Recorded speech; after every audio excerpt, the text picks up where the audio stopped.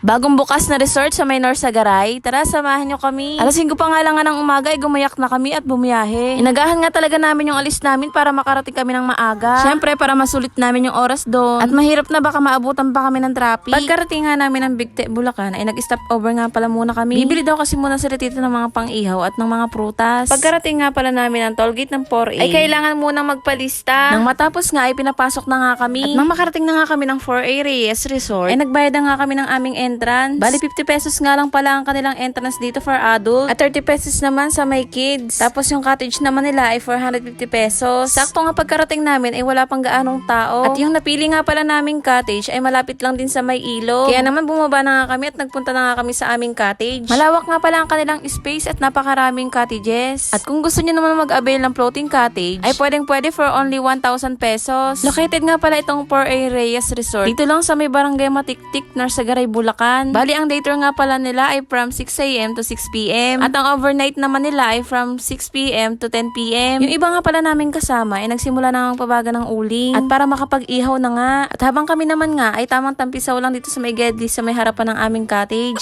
Tamang maritisa na rin at deep talks, charis.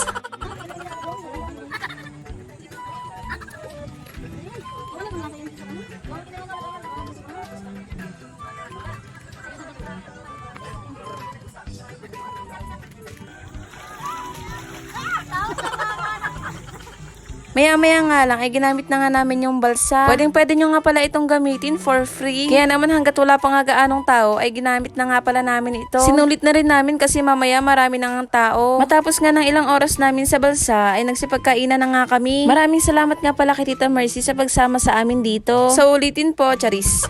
At ayun lang muna for today's video. Thank you for watching mga B. Hope you enjoy our vlog.